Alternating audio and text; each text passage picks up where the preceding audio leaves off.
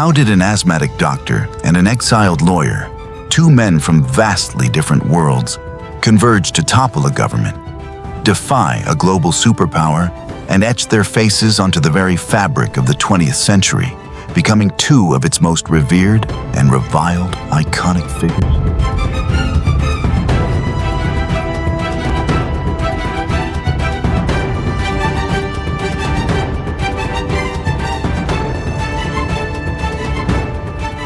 This is not merely a story of revolution. It is a chronicle of improbable destiny, a testament to the power of ideological conviction fused with ruthless ambition. It is the story of how Ernesto Che Guevara, the Argentine idealist, and Fidel Castro, the Cuban nationalist, ignited a fire in the heart of the Caribbean that threatened to engulf the world.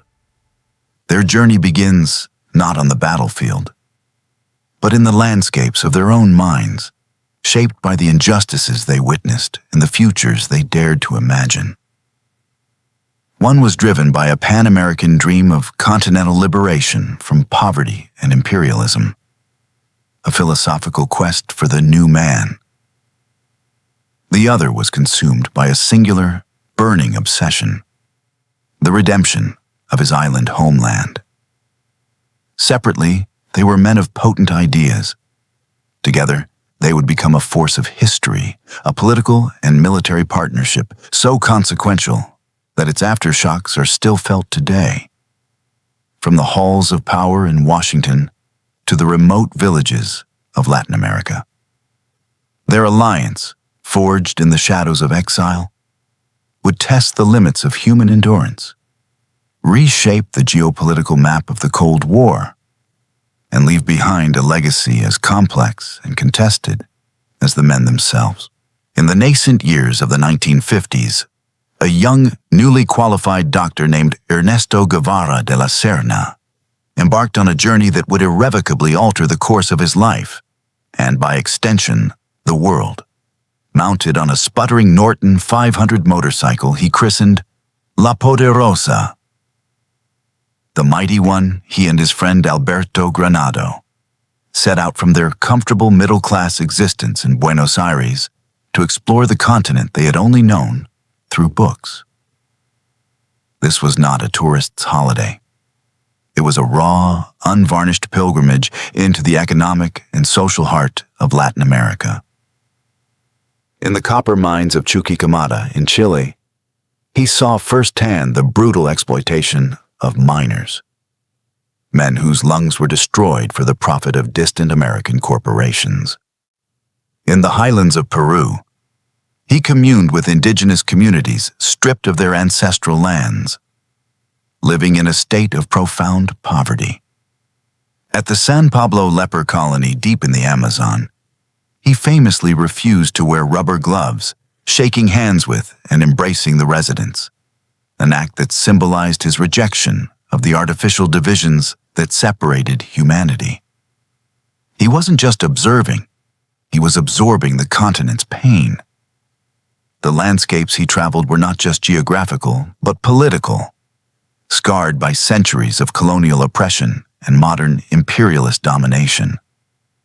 The deep wounds of this systemic exploitation, the faces of the hungry, the sick, and the dispossessed, became indelibly etched in his soul, transforming the adventurous doctor into a nascent revolutionary, igniting a cold, intellectual fire within him to fight the pervasive injustice he now understood as a continental malady. Thousands of miles to the north, in the bustling, politically charged atmosphere of Mexico City, another man was channeling his fury into a meticulously crafted plan. Fidel Castro Ruz, a charismatic and fiercely intelligent lawyer, was living in exile, a status forced upon him after his audacious but failed 26th of July, 1953 attack on the Moncada barracks in Santiago de Cuba. That assault, meant to spark a nationwide uprising against the dictator Fulgencio Batista, had ended in disaster. But it had given Castro a platform. At his trial, his defiant 4-hour speech, concluding with the thunderous declaration, "History will absolve me," became the foundational text of his new revolutionary movement. After a politically expedient amnesty released him from prison, he made his way to Mexico, which served as a sanctuary for political dissidents from across Latin America. Here, in cheap boarding houses and smoky cafes, he was not idle. He was a man possessed by a single, all-consuming goal: to return to Cuba and finish what he had started. With unwavering tenacity, he spent his days and nights raising funds from Cuban expatriates, poring over military texts, studying the tactics of guerrilla warfare, and recruiting followers to his cause, the 26th of July movement. He was tirelessly, painstakingly assembling an army from nothing, forging a disciplined core of believers who were drawn to his messianic confidence and his powerful vision of a liberated Cuba, free from Batista's corrupt American mafia-backed regime. On a humid summer evening in July 1955, in a small, unassuming apartment in Mexico City, these two distinct revolutionary orbits finally collided. A mutual acquaintance, one of Fidel's new recruits, introduced the exiled Cuban lawyer to the wandering Argentine doctor. The introduction was facilitated by Fidel's younger brother, Raúl Castro, who had already been impressed by Guevara's sharp intellect and revolutionary fervor. The initial meeting, tentatively planned to last perhaps an hour, quickly spiraled into an intense, all-night marathon of conversation. As cigar smoke filled the cramped room, the two men discovered a startling and profound ideological kinship.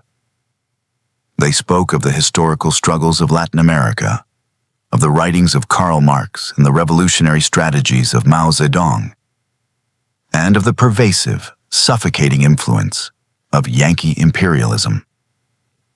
Fidel laid out his pragmatic, detailed plan for the invasion of Cuba, while Guevara offered a broader, more theoretical framework, viewing Cuba not as an endpoint, but as a potential spark for a continent-wide revolutionary conflagration. It was a meeting of minds so complete, so electrifying, that it transcended mere political agreement. It was the moment a Cuban nationalist cause found its internationalist ideologue, the moment a plan found its philosopher warrior. That 10-hour conversation in a forgotten room in a foreign capital would profoundly alter the history of the hemisphere. As the first rays of the Mexico City dawn filtered through the window, the dynamic between the two men had been forged. Fidel, the master strategist and supreme leader, recognized in Guevara not just a desperately needed medic for his future guerrilla force, but something far more valuable. A brilliant Marxist thinker with a cool, analytical mind and an unnerving depth of commitment. He saw a man who was not motivated by personal ambition or nationalistic pride, but by a pure, unyielding dedication to the abstract cause of revolution itself. Guevara, in turn, was utterly captivated.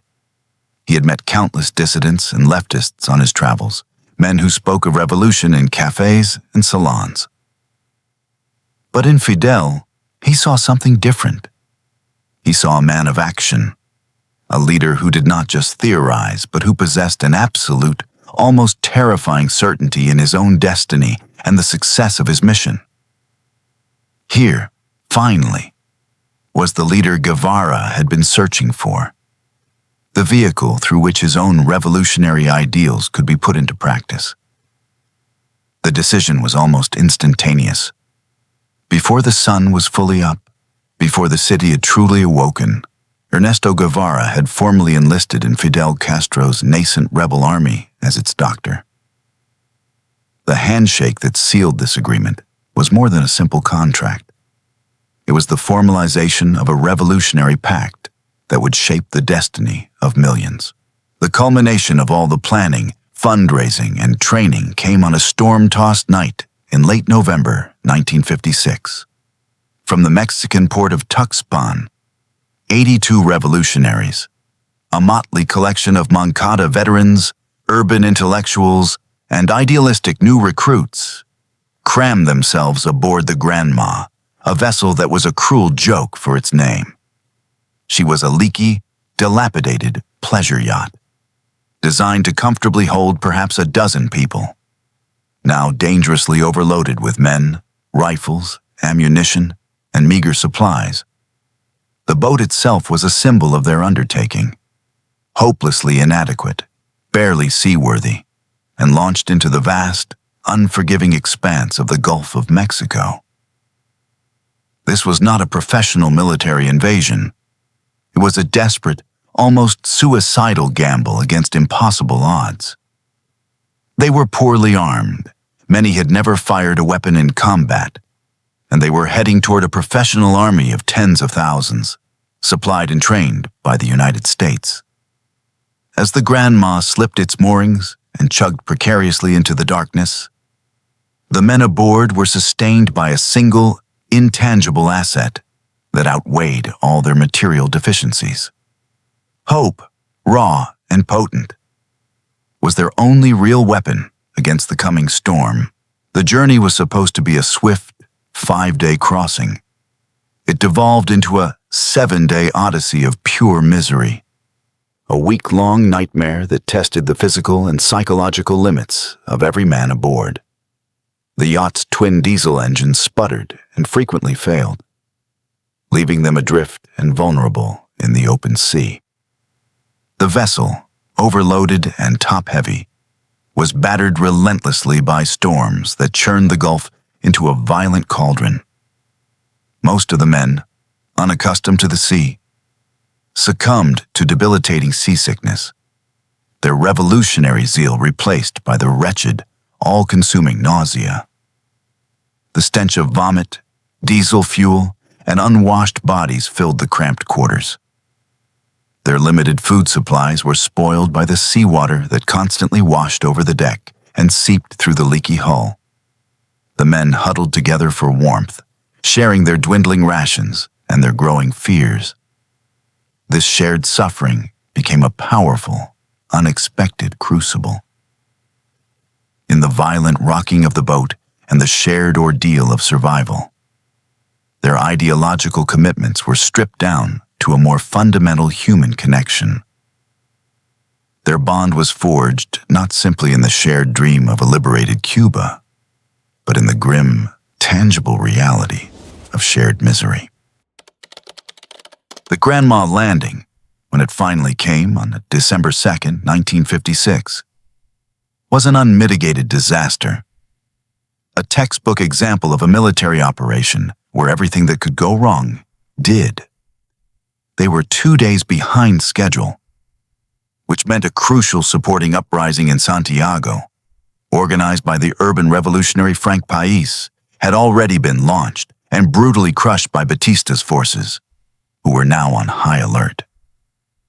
Worse, they missed their intended landing spot, a firm beach, and instead ran aground in a dense, tangled mangrove swamp known as Playa Las Coloradas.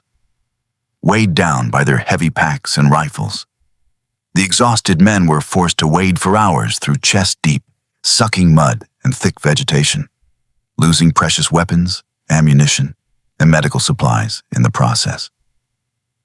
They were disoriented, exhausted, and completely exposed. A few days later, after a grueling march inland, their location was betrayed to the army. At a place called Alegría de Pio, Batista's forces sprang a devastating ambush. The first volley of gunfire tore through the unsuspecting rebels, turning their desperate venture into a chaotic slaughter. The revolution, so carefully planned in Mexico, was nearly extinguished in the mud and blood of its first contact with the enemy. The aftermath of the ambush at Alegría de Pio was a portrait of near total annihilation. The rebel force was shattered and scattered into small, terrified groups, hunted through the sugarcane fields and foothills by Batista's soldiers. Of the 82 men who had sailed with such high hopes from Mexico, the vast majority were killed in the initial firefight or captured and executed in the days that followed. Only a small, traumatized handful managed to evade the dragnet and claw their way into the relative safety of the Sierra Maestra, Cuba's highest and most impenetrable mountain range. Among these survivors were Fidel Castro, his brother Raúl, and a wounded Che Guevara, who had taken a bullet to the neck and, in a moment of battlefield clarity, had chosen to grab a box of ammunition instead of his medical bag. A symbolic transition from healer to warrior. For weeks, they wandered in small groups, sometimes alone, without food, water, or contact with one another, believing the revolution was lost and that they were among the only ones left alive. They were no longer an invading army. They were fugitives, starving, demoralized, and on the very brink of complete and utter failure. It was in the unforgiving environment of the Sierra Maestra that the true value of Ernesto Guevara began to shine. Not as a warrior, but as the doctor he was trained to be. As the small band of survivors slowly regrouped, his medical skills became an invaluable currency of survival and trust. The rugged terrain and harsh living conditions led to a host of ailments, from infected wounds and broken bones to malnutrition and fungal diseases. Guevara, despite suffering from crippling asthma attacks in the humid mountain air, worked tirelessly. He treated the wounded rebels with his meager supplies, performed rudimentary surgery in makeshift jungle clinics, and established basic sanitary protocols that saved more lives from disease than Batista's bullets were taking. His influence extended beyond the small rebel group. He began treating the local campesinos, the impoverished mountain peasants who had never seen a doctor in their lives. By tending to their children and easing their suffering, he built a powerful bond of trust and loyalty, proving his worth not through revolutionary rhetoric, but through compassionate, tangible action. In the Sierra, his medical bag became a symbol of the revolution's promise to care for the forgotten people of Cuba. Yet, alongside the compassionate healer, another harder figure was emerging. The mountains were not just a refuge. They were a crucible, a brutal training ground that demanded absolute discipline for survival. Guevara, observing the laxness that had contributed to the disaster at Alegría de Pio, transformed himself into the group's strictest disciplinarian. He was intolerant of laziness, insubordination, and any sign of weakness. He set a punishing personal example, always volunteering for the most dangerous patrols despite his debilitating asthma. And he proved to be utterly ruthless when he deemed it necessary. The defining moment came with the case of Eutimio Guerra, a peasant guide who was discovered to be an army informant, having accepted a promise of money and a commission to betray the rebels' location. After Guerra confessed, Guevara, ever the cold pragmatist, personally carried out the execution with a single pistol shot to the head. This act sent a chillingly clear message through the ranks. Betrayal would be met with death. It was in these moments of cold calculation and brutal enforcement, in the crucible of guerrilla warfare, that the idealistic Dr. Ernesto Guevara was fully and irrevocably forged into Che, the hardened, uncompromising comandante. Fidel Castro, meanwhile, focused his genius on a different front: the battle for hearts and minds. A brilliant political strategist and a master of propaganda, he understood that their tiny, isolated group of fighters could never defeat Batista's army through military force alone. Their survival and ultimate victory depended on winning the loyalty of the Cuban people, especially the rural peasantry who populated the Sierra Maestra. From a hidden cave, they established Radio Rebelde, a clandestine radio station whose broadcasts carried the revolution's message across the island, countering the government's propaganda and reporting on the rebels' successful ambushes. More importantly, in the territory they controlled, they enacted the revolution's promises. Fidel's 26th of July movement issued its own agrarian reform law, granting ownership of land to the tenant farmers who worked it. They treated captured government soldiers humanely, often disarming and releasing them, a stark contrast to the torture and summary executions practiced by Batista's forces. This campaign painted the rebels not as bloodthirsty communists, but as righteous liberators fighting for social justice against a corrupt and brutal regime.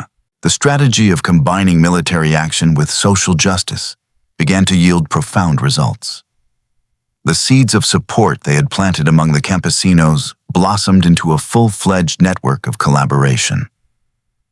The peasants, who had long been ignored and exploited by the government in Havana, saw in Fidel's rebels the first real hope for a better life. They began to join their ranks, swelling the small core of survivors with new recruits who knew the terrain intimately. They acted as a vital intelligence network, reporting on army movements. They provided a constant supply of food, medicine, and shelter, creating a logistical backbone that allowed the guerrilla army to operate and grow.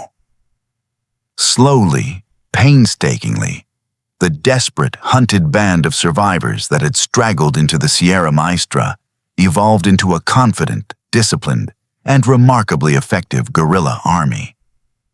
They established a liberated territory in the mountains, a state within a state, from which they launched increasingly bold attacks, capturing weapons and expanding their influence, turning the tide of the war one small victory at a time.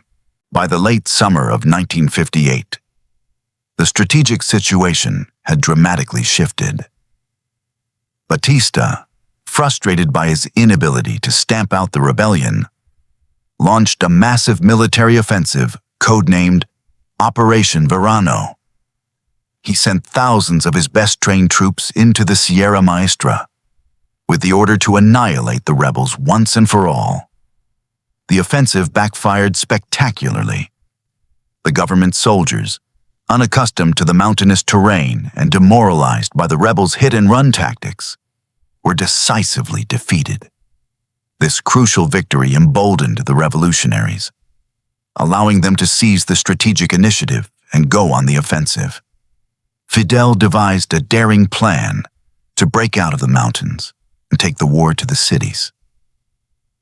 He ordered two of his most trusted commanders to lead columns down into the central plains of Cuba. One was led by the charismatic Camilo Cienfuegos. The other was entrusted to Che Guevara. Che's objective was the most critical of all: the capture of Santa Clara, the capital of Las Villas province. Taking this city was the key to the entire war. It would sever the island's central highway and railway, effectively cutting Batista's army in two and paving the way for a final assault on Havana. The government in Havana understood the existential threat posed by Che's advance on Santa Clara. In a desperate bid to halt the rebel column, Batista dispatched one of his most powerful military assets, an armored train. This was no ordinary train. It was a mobile fortress, its cars reinforced with steel plates and bristling with machine guns, mortars, and heavy munitions. It carried nearly 400 of the regime's best soldiers, a force that vastly outnumbered Che's ragged column of roughly 300 guerrillas. The train was a potent symbol of the government's technological and military superiority. Confronting it head-on would have been suicide. But Che, embodying the core principle of guerrilla warfare, turning the enemy's strength into a weakness, devised a plan of audacious simplicity. After studying the city's layout, he sent a small squad of his men to the local university's engineering faculty. They returned not with guns, but with a bulldozer. Under the cover of darkness, at a sharp bend in the railway line, they used the machine to rip the steel tracks from their foundation, creating a fatal, inescapable trap for the symbol of Batista's power. As the armored train approached the city, it slowed to navigate the curve and rumbled directly into Che's trap. The massive locomotive and its heavily laden cars jumped the severed tracks, crashing into a chaotic, twisted heap. Che's rebels, who had taken up positions on both sides of the embankment, immediately opened fire, pinning the disoriented soldiers inside their steel cars with a barrage of rifle fire and Molotov cocktails.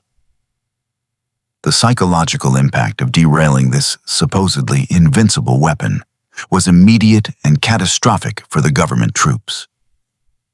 Their morale shattered.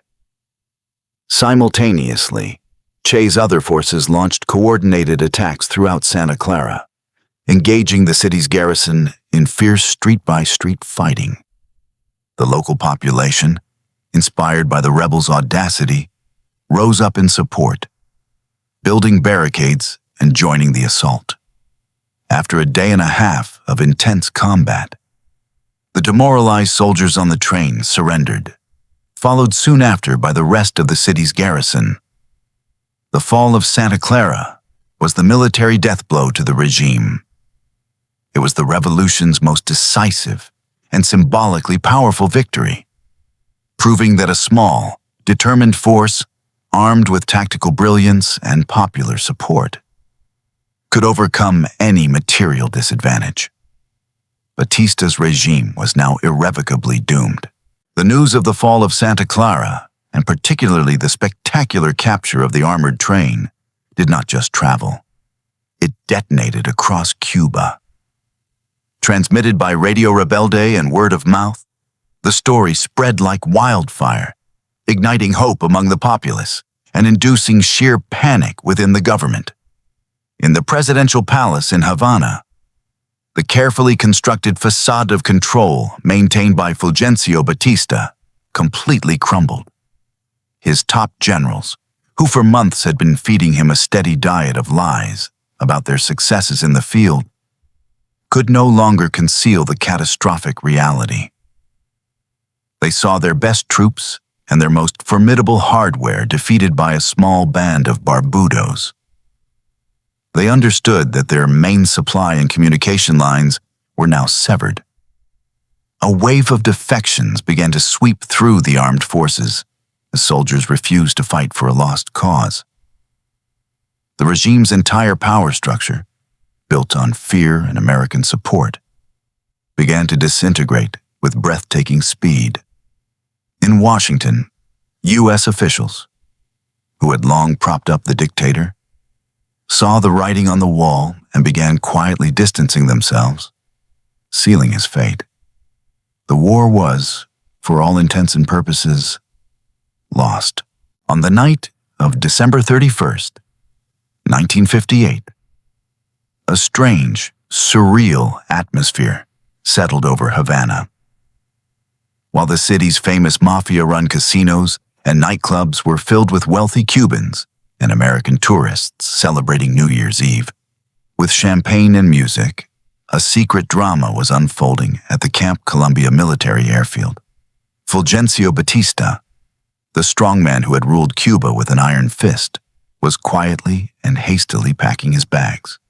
Realizing that his military had collapsed and his American patrons had abandoned him, he knew his time was up.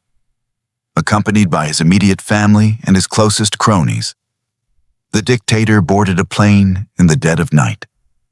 He did not leave empty-handed.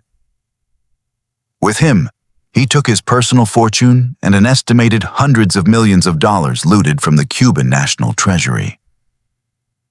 As his plane lifted off the runway and disappeared into the Caribbean night, he fled Cuba forever, leaving behind a power vacuum and a nation on the cusp of a transformation more radical than anyone could yet imagine. In the first week of January 1959, the Cuban Revolution rolled into Havana, not with a final, bloody battle, but as a triumphant, joyous procession. Fidel Castro, Che Guevara, Camilo Cienfuegos, and their now legendary army of bearded rebels, the Barbudos, descended from the mountains and began a slow, victorious march across the island, known as the Caravan of Freedom. Everywhere they went, they were met with a hero's welcome.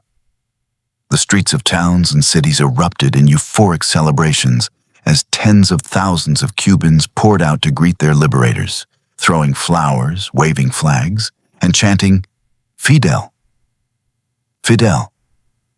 On January 8th, Fidel's caravan finally entered Havana. The city exploded in a carnival of revolutionary fervor. In a seminal moment during his first major speech in the capital, as he spoke to a massive crowd, white doves were released, and one famously landed on his shoulder, an image that was immediately seized upon as a sign of peace and a near mythical omen of the new era. For the vast majority of Cubans, it felt like a national rebirth, a moment of pure, unadulterated hope, and the promise of a new, just, and truly independent Cuba. The celebratory euphoria, however, proved to be fleeting. As the new revolutionary government consolidated its power, the atmosphere in Havana began to change. The joyous tone of liberation quickly gave way to the harsh, unforgiving reality of revolutionary justice. Che Guevara, the celebrated hero of Santa Clara, was given a new, far more grim responsibility. He was placed in command of the formidable La Cabaña fortress, an 18th-century stone citadel that loomed over Havana's harbor. This fortress was repurposed into the headquarters for the revolutionary tribunals, courts established to try hundreds of police officers, soldiers, and officials who had served under the Batista regime, many of whom were accused of torture, murder, and other war crimes. The public trials, some held in a sports stadium before massive crowds, were intended to be a public cleansing of the old order's sins. The prevailing mood, however, shifted decisively from the promise of a new beginning to the grim, methodical business of retribution. The revolutionary tribunals were swift, and their verdicts often predetermined. Over several months, hundreds of men associated with the old regime were tried and executed by firing squad at La Cabaña, many under Che's direct authority. This period remains one of the most controversial and debated aspects of both the revolution and Che Guevara's personal legacy. For Che and Fidel, these actions were not a betrayal of the revolution's ideals, but a brutal necessity. They were keenly aware of Latin American history, which was littered with failed revolutions that were ultimately crushed by violent counter-revolutions launched by the remnants of the old guard. Che, the cold pragmatist, became the revolution's stern enforcer, arguing that this harsh, uncompromising justice was essential to permanently break the power of the old ruling class and prevent a bloody civil war. He made no apologies, famously stating that the revolution was not a tea party. For his supporters, he was a righteous avenger. For his detractors then and now, he was a ruthless executioner presiding over a bloody purge. With the old regime purged and his authority absolute, Fidel Castro moved to consolidate power and fundamentally remake Cuban society. He was a master orator, and he used the platform of marathon, hours-long speeches, broadcast on radio and television, to articulate his vision directly to the Cuban people. He laid out a radical program of social and economic transformation. In a direct challenge to the powerful American interests that had dominated the island's economy for decades, he nationalized the vast sugar plantations, the oil refineries, the telephone and electricity companies. He enacted a sweeping agrarian reform law that broke up large estates and redistributed land to over 100,000 peasant families. He launched an ambitious and remarkably successful nationwide literacy campaign and poured resources into creating a system of free, universal health care. Each of these reforms was not just a domestic policy, it was a defiant act of sovereignty, an open challenge to the economic and political hegemony of the United States, which lay just 90 miles across the Florida Straits, watching with growing alarm. While the revolution presented a united front to the outside world, internally, the first ideological cracks began to appear within its leadership, primarily between its two principal architects. The source of the tension was a fundamental difference in worldview. Fidel Castro, for all his Marxist-Leninist rhetoric, was at his core a Cuban nationalist. His paramount, all-consuming priority was the survival, security, and development of the Cuban state. He was a pragmatist, willing to moderate his policies or make strategic alliances, like his growing dependence on the Soviet Union, to ensure the revolution's survival on his island. Che Guevara, however, was a true internationalist. He had not joined the revolution to build a socialist paradise in one small country. For him, the Cuban victory was never the end goal. It was merely the first step, a foco, or base camp, for igniting a much larger, continent-wide and ultimately global struggle against imperialism. He dreamed of creating 2, 3, many Vietnams across Latin America and the developing world. And he grew increasingly impatient with the slow, difficult work of state building. In an attempt to channel Che's energies into the new government, Fidel appointed him to several powerful positions, including President of the National Bank and Minister of Industries. It was a disastrous fit. Che, the restless warrior and man of action, was wholly ill-suited for the mundane world of bureaucracy and economic planning.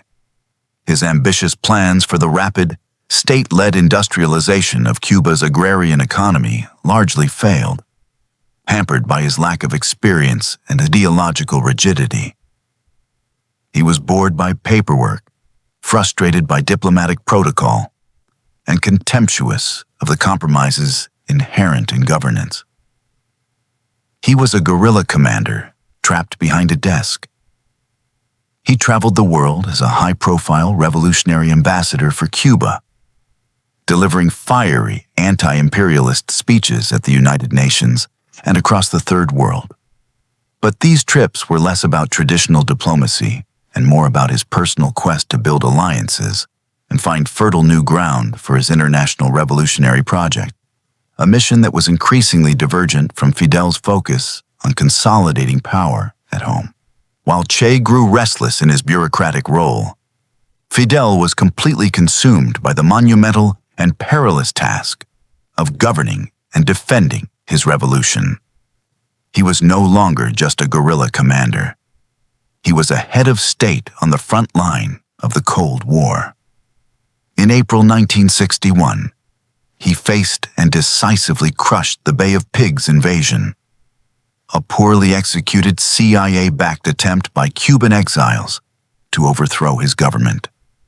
The victory, a humiliating defeat for the United States, massively boosted his prestige and pushed him to formally declare the revolution a socialist one. A year and a half later, in October 1962, his secret agreement to allow the placement of Soviet nuclear missiles in Cuba precipitated the Cuban Missile Crisis, a terrifying 13-day standoff between the U.S. and the USSR that brought the world to the very brink of nuclear annihilation. Navigating these existential threats forced Fidel to become a master of high-stakes geopolitical maneuvering, cementing his absolute rule and steering Cuba ever deeper into the economic and military orbit of the Soviet Union. By 1965, the ideological and personal gulf between Che and Fidel had become unbridgeable. Che's frustration with his bureaucratic role, his failed industrialization policies, and his growing criticism of the Soviet Union, Cuba's essential patron, made his position within the government increasingly untenable.